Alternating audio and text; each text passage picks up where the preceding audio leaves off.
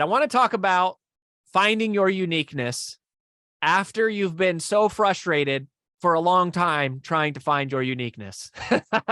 Like, what do you do when you've gone through the exercises, you've done the problem cloud, you've watched the trainings, maybe you've even done like a hot seat or something. Maybe you've worked with, Amy put in the comments, she said, I've worked with other companies to try to get this, and I haven't yet found it. I don't feel like I'm quite there.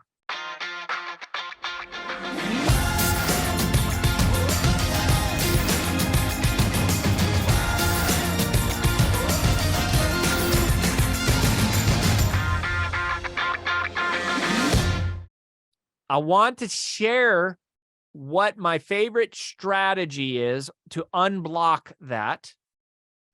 And I want to tell you, this is something that I have changed my mind on recently.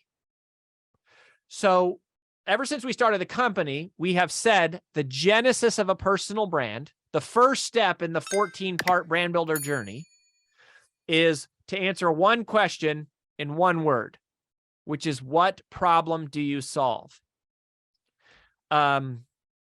And it's difficult and it's hard, and you go through the problem cloud and there's all these litmus tests, and then we introduce the uniqueness, which is your one-word solution. And then we introduce the cause, which is the why that problem exists. And then we talk about the brand positioning statement, and we teach you how to triangulate back and forth on the message and the problem and the cause and the uniqueness and how it all fits together. And the thing that I have changed my mind on, and some of our team has helped me get clear on this, Kristen comes to mind, and some other people, as we have now taken over 1,000 people. Well, maybe not 1,000, but several hundred people. We're probably nearing 1,000 through the Brand DNA experience. And so we're getting clearer on something. We're getting clearer and clearer the more that we do this. And what we've said is, it all starts with what? What problem do you solve? Simon Sinek says, start with why, right? Why are you doing it? And I love Simon Sinek, and he's one of my favorite authors of all time. But I think I was wrong, and I think he was wrong. I think we were both wrong.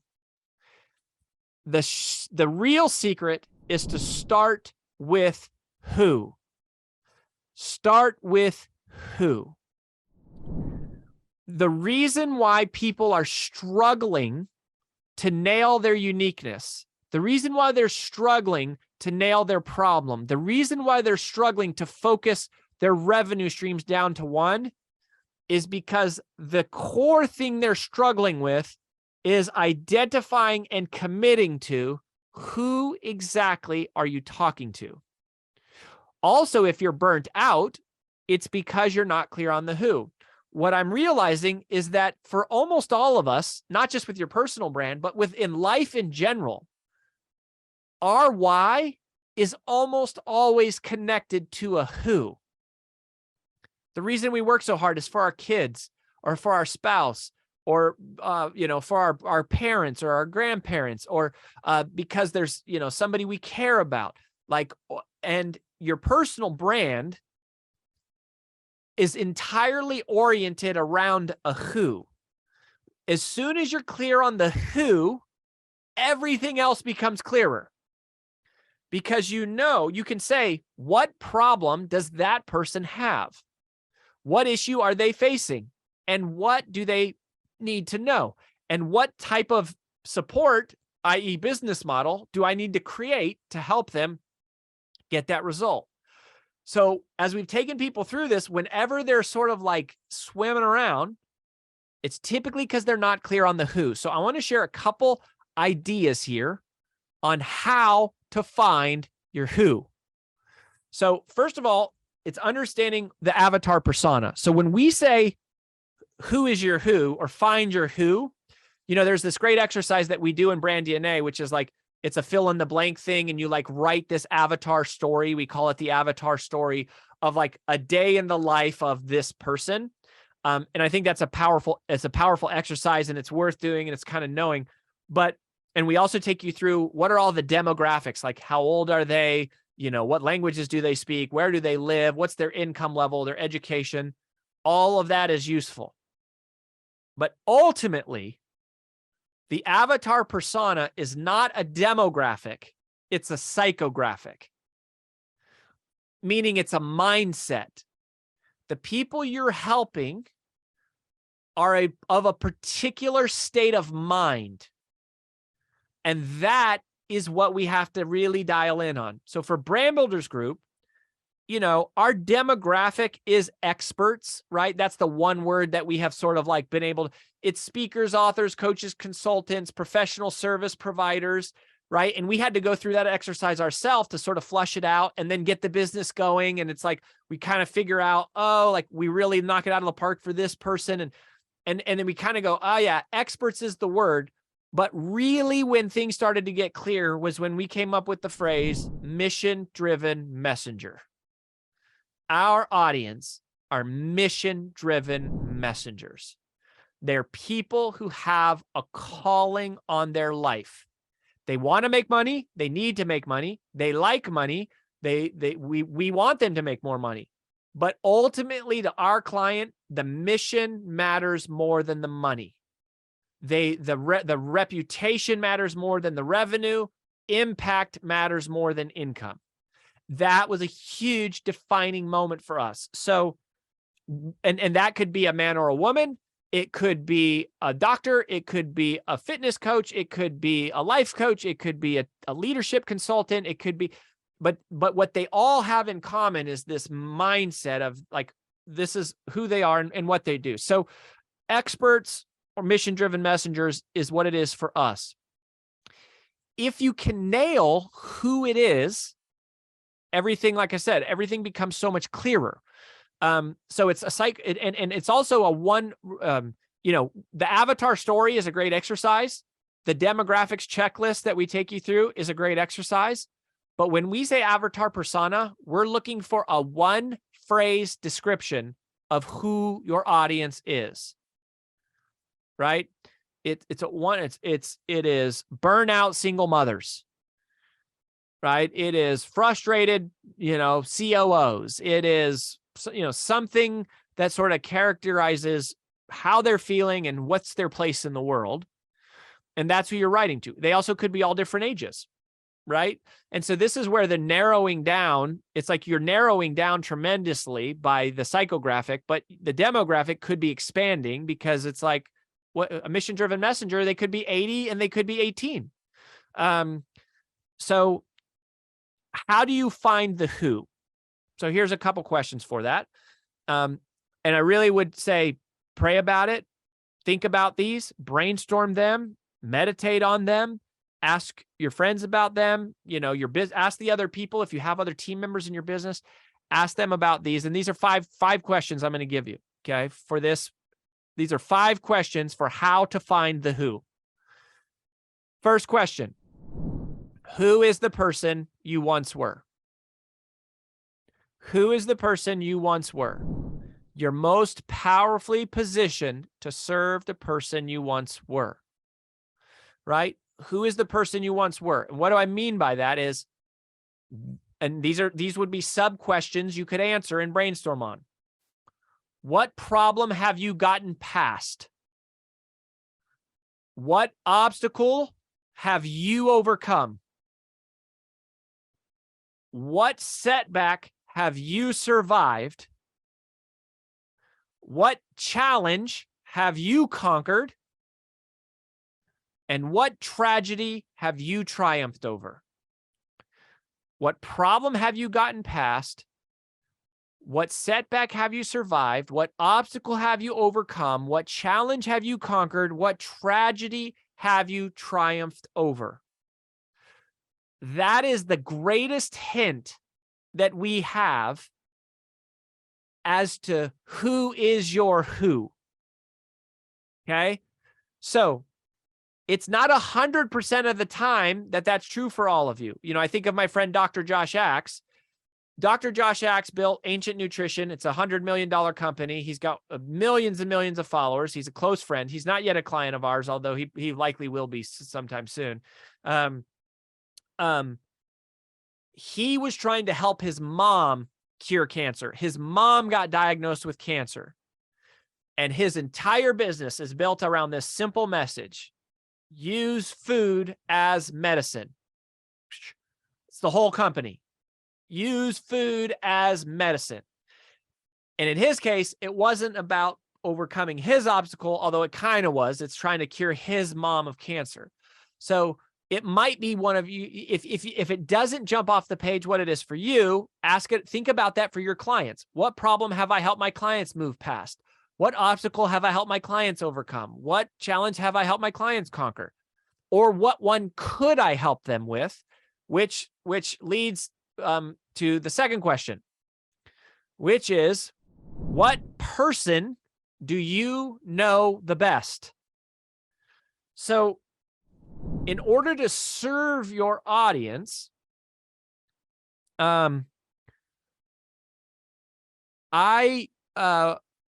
you should know where they hang out. You should know what they're reading. Like, you should know what they're listening to. Another way of asking this question is, who can I serve in the deepest way? Who can I serve in the deepest way? Where you go, if they're like this or this, I can help them. But man, if they're like this, I can change their freaking life. Like, I know exactly everything they need to do if they are like this. And part of it is a little bit of letting go. You're not actually letting go, but you're having to resolve to the idea that you would be okay if you missed out on serving everybody a little bit in exchange for going, this is the person I could serve the deepest. It's this exact person. And remember, if you get 20 people to pay you 30 grand to join your private mastermind group, that's $600,000 a year. Like, you don't need millions of people. So ask yourself, who are 20 people where it would be worth them paying me 30 grand because I could rock their freaking world, because I know exactly what the steps are.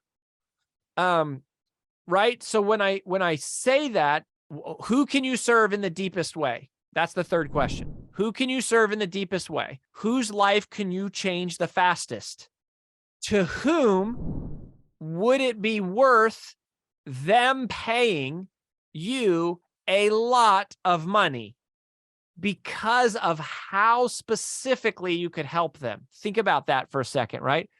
To whom would it be worth them paying you a lot of money because of how specifically you could help them? Think about all the templates we're creating for you all. Like our little speaker fee calculator, man, that thing solved the problem that speakers have had for decades. And it's like, hey, we figured out this little formula. You answer 5 questions. It tells you exactly what your speaker fee should be. Just rate yourself 1 to 10 on these 5 questions. And it's like dialed in because we know that space so well, right?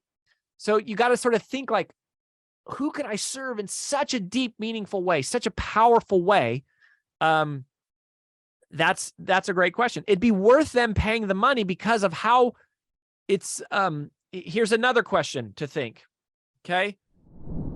Who in the world could you save the most time for? So this is all under who can you serve in the deepest way, right? Where you go, man, this type of person, they're going to do, there's like 1,000 things they could go off chasing to figure it out. But if they come to me, I'm going to cut hundreds of hours off their learning curve because I can show them the exact straight line. Like, I can show them exactly where to go. They will waste no time doing the wrong things. They'll waste no time going in the wrong order.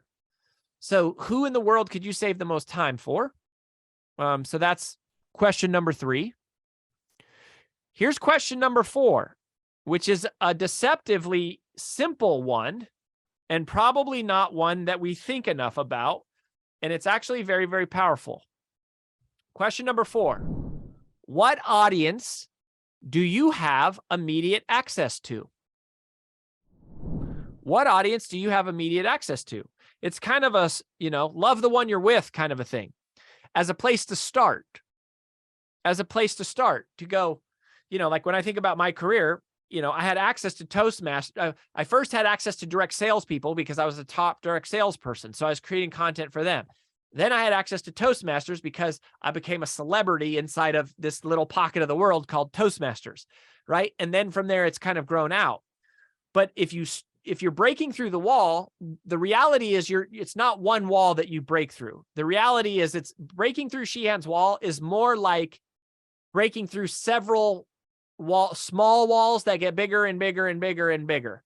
It's kind of like you become a big fish in a small pond. Then you jump to a lake, right? And then you become a big fish in the lake, and then you jump to the ocean, and then you become a big fish in the ocean. That's kind of more so now a lot of people will struggle with this because they'll say, well, the audience I have access to is blank, but I really want to help people like with their mindset. I really want to help them, do like more personal development stuff. So let's talk about that. All right. So what audience do you have immediate access to is question number 4.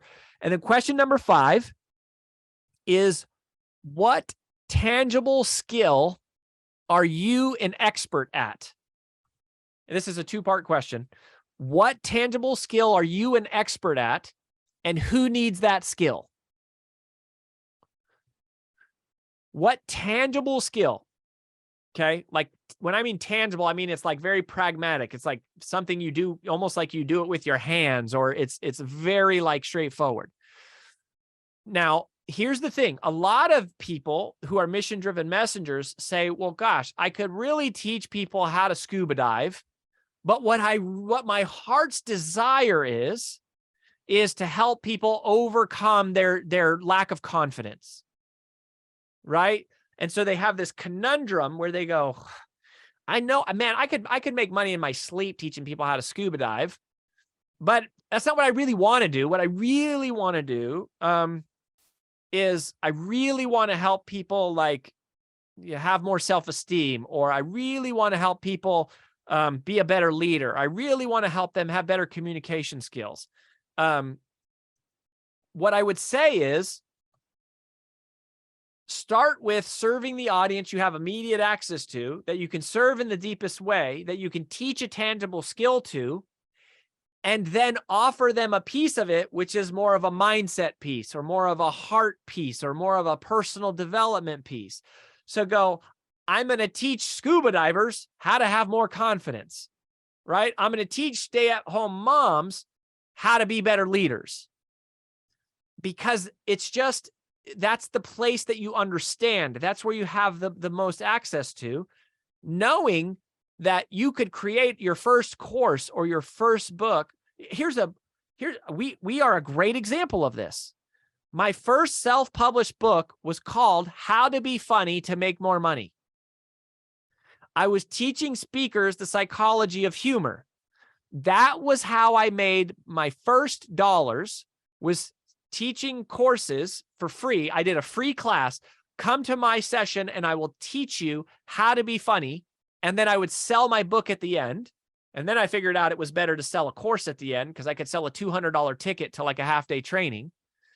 And that was how I made my first dollars, long before anything else. We still teach today how to be funny, but it is one lesson inside a world-class presentation craft, which is one course inside of our whole curriculum, which is 14 courses, right? So you go, start with the thing. This is monetarily speaking, right? I'm speaking as if you were like me and you were broke as a joke when you started and you need to make money. We need you to make money fast. Otherwise you'll burn out, or you'll just run out of runway, right? You're paying us money every month, right? You got to at least be able to cover your education and like some tools. So the fastest path to cash is to teach the most tangible thing to the audience that's most immediately available to you. So what's the most tangible skill do you know? The audience that's most immediately available to you.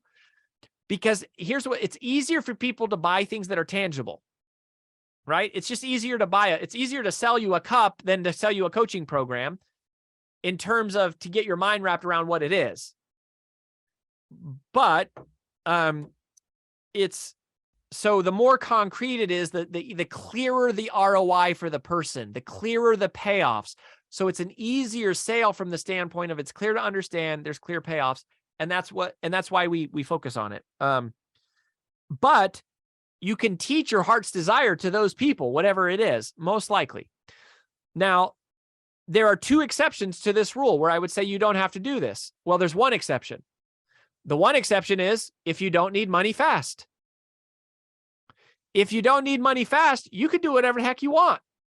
You could literally start your career over and be like, I'm going to be a chemist. Like, I'm going to be the world's leading chemist. I'm going to be a marine biologist, right? Great.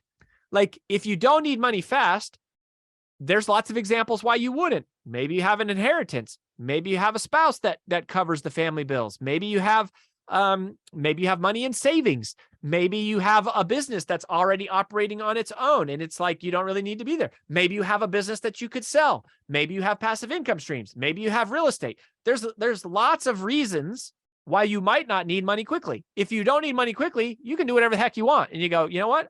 I'm going to freaking be I'm going to be the person who is the world's greatest tennis instructor. And I've never played tennis. And you could do it, right? But you're going to start from the beginning and it's going to take a while and you're going to have to go through pain and you're going to have to figure it out. And it just takes time. So if you need to make money quickly, I leverage off of where I'm going. But a lot of times we struggle to find our brand positioning statement because we're thinking too externally. We're thinking too, like outside of ourselves of going, well, here's all the people in the world I want to serve. And I find it more clarifying to say, who was I? And that's who I'm going to go serve. So how do you find the who? Those are the questions, 5 questions. Who is the person you once were? What person do you know the best? Who can you serve in the deepest way? What audience do you have immediate access to? And what tangible skill are you an expert at? And who needs that skill?